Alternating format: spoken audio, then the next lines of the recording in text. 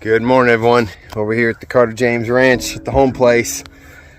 In the last video, I talked about how we had a cow die. Just for clarification, I gave you the wrong number. It's not 1858, it was 1845. So here's her calf. I got her calf up in the chute. I actually got her a bottle yesterday. We're having to try to teach her to bottle feed. Let me flip you around so you can get a close-up look at her.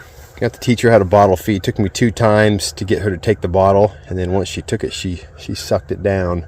And then when I let her out of the chute, she went and tried to find 4907J here, who's a mama, and she immediately started sucking on her. So I don't really want her sucking on her. She's a first calf heifer, and so that's her little calf right there.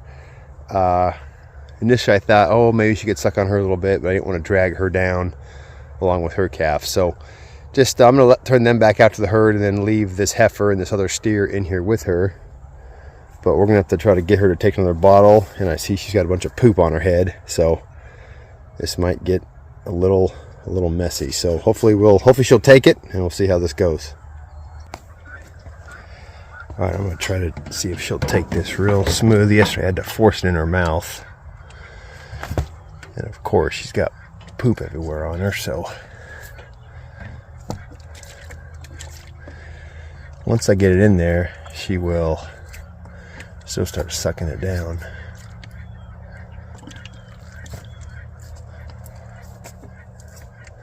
Alright, I might need both my hands for this.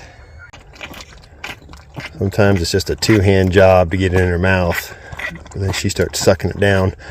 I'm hoping I can get her trained to this bottle so I don't need to put her in the chute all the time. We'll probably get a couple days of this, getting her trained to it, and then hopefully I can just have her out with the herd and then go out there with the bottle and call her over and she'll do her thing. You can see she's sucking that thing down quick. So we'll give her one bottle in the morning and one at night, just to make sure she's getting enough. Alright, so we just got her fed her bottle. I'm going to let 4907J and her calf get out of here. I don't want her to I don't want 1845 to start kind of sucking on her, and hopefully the calf will follow mama. Okay, let's go, come on, let's go. You know, they sometimes don't do what you want in the time frame that you need them to do it. All right, I wanted to get her out of here before these guys got out. So this is 40K, and this is steer number 47. One comment I want to say, these 2 animals are out of a different bull. These aren't out of Diablo, and boy, I really like how thick they are. For Wagyu, they got a little leg on them, but they just seem to get a lot thicker than some of the other animals that I had purchased who were out of a different bull. So it's probably just genetics. But let me let her out of here. So I want to talk a little bit about bottle calves. So obviously everyone says, oh, bottle calves are so cute, which they can be, but the reality of it is you only get a bottle calf if something goes wrong. Meaning a mama rejects the baby, and a baby just splits. That's actually what happened with Bree, our South Pole bottle calf. She was born and just went AWOL, just kind of ran off. Or the mother dies, which is the worst case scenario. So that's how you get bottle calves. And I've noticed with Belle and Bree, now this is just coming from only having experience with 2 of them, and those are ones we bought as bottle calves. They typically don't grow out as well, in my experience thus far, as normal calves that are sucking on their mama. They tend to be very friendly. I've mentioned in past videos, they tend to not really understand personal space once they get attached to you. They just don't operate like normal cows, and you really see that when you go to herd them. Whether you're putting them in a corral or in a chute, typically when you walk towards a cow, you can kind of usher them a certain way. Those bottle calves tend to, they don't move because they're so used to you being right up in their grill. One quick comment, I had to roll out some hay. One thing I do hate about buying hay, look at this, is honey locusts.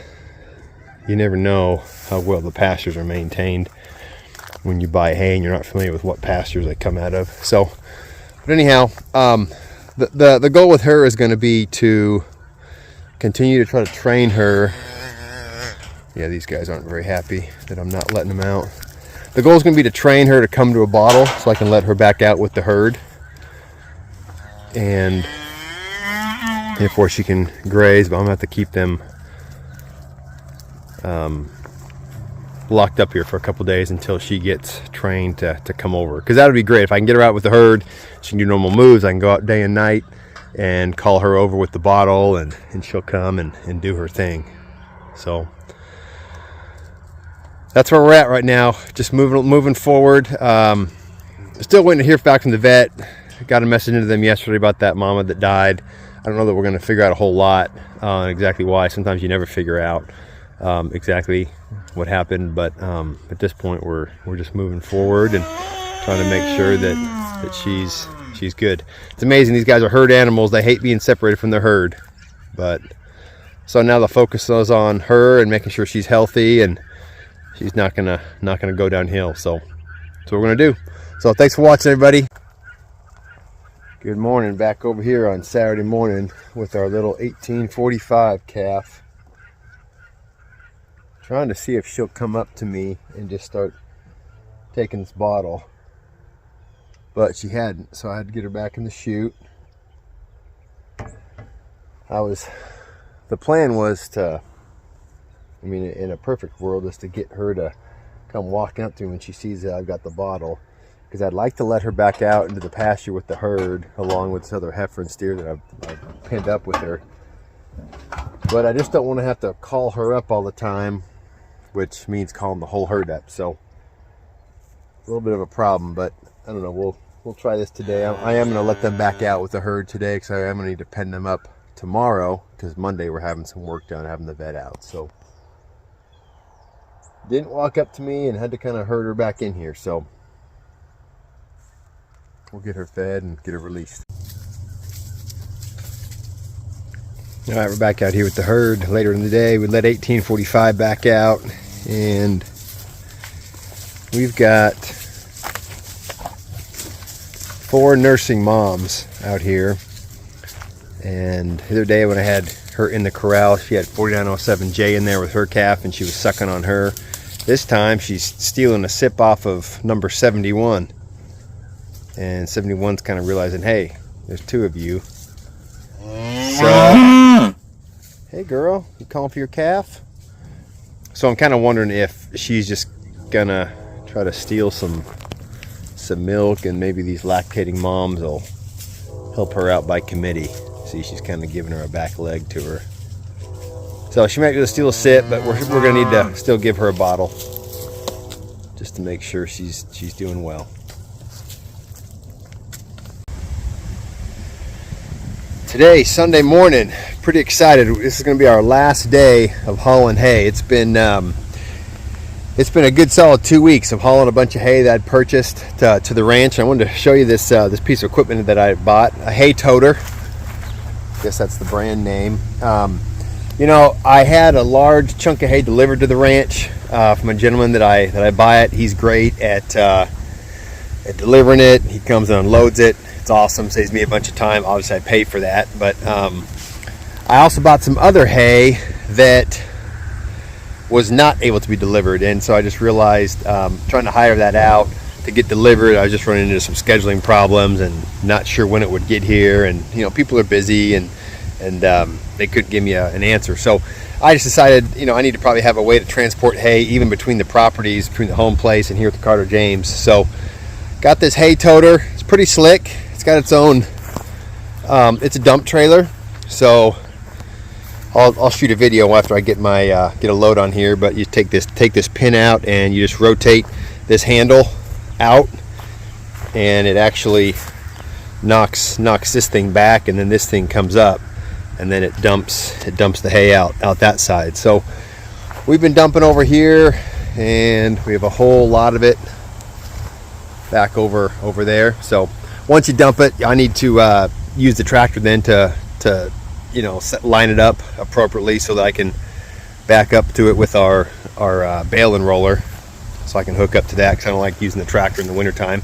I actually don't like using the tractor ever, but I'm just not a tractor person. I had a friend of mine call the other day while I was moving hay, and told him what I was doing. He's like, oh man, I wish I could do that. And I said, yeah, I wish you were here to do it too, because I'd rather not. You know, tractor work is needed, but it's just slow. So anyhow, we're doing this. Hopefully going to get this done. We got 13 bales we need to grab today. This holds 6, so I'm going to have to do a third trip. So I might just do 5, 5, and 3 or something like that. So who knows? We'll see. But had to use my wife's truck today. Just ran into a problem. In hauling hay, I got 2 flat tires on my truck. Caught a screw in the front right tire. Got that fixed real quick. Yesterday I'm hauling a load back, and all of a sudden my sensor goes off, and so I got something wrong with the front left tire this time. So having to deal with that, but I'm gonna try to get this stuff done quick. Just an absolute beautiful fall day. So I'm over here, got over here with the trailer. Gonna get this hay loaded up here, but beautiful pasture. It is, I think there was there's about 55 bales I think on this pasture, so we're taking almost all of them. I think there's gonna be 2 of them left for the owner of it, but yeah, he's let me use his tractor. It's an International, pretty big tractor, pretty powerful. But we ran into a problem. There was a hose that burst on it and sprayed me with hydraulic fluid the other day. And we have an issue with the bale spike. The arms go up and down, but the bale spike has lost some of its mobility, so it's a little harder to get the bales in the trailer, but it's worth doing a little slower than having to drive my tractor all the way over here. It's 12 miles away, so you know, it'd be a little bit of a haul. So breezy day today, but it's beautiful, especially because this is our last day of hauling hay. Praise the Lord. Sometimes it doesn't go as smooth as you'd like. So when you're loading these bales, you want to load them from the back. You put the first one on, then you come with the second one, you kind of push it forward. Well, what I've noticed is, even with the parking brake on, sometimes, I don't know if it has to do with the weight of the bales, I don't know, but the trailer will start moving forward.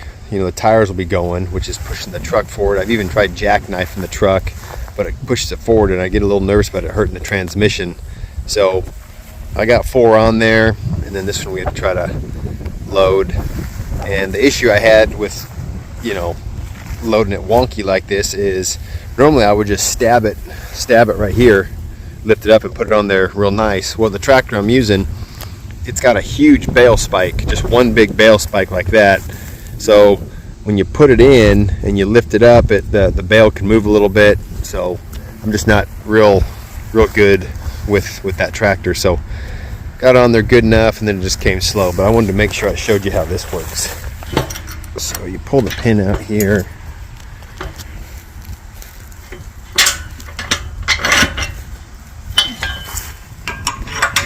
Just put that back, and then you pull this, and it pulls it up, and there they all go.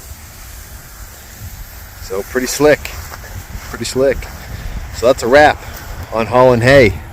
So we're putting these 5 over on the back side of the pond here. We'll store them up against this fence right here so that we can feed hay back here this winter. So see, today's Sunday. They're calling for 70% chance of rain on Tuesday. That's the highest percentage we've had, man, the whole spring and summer. So I think they're calling for about a ½ inch. So we definitely could use it. So that's it, folks. I'm gonna get out of here. Thanks a lot for watching. God bless, and we'll see you next time.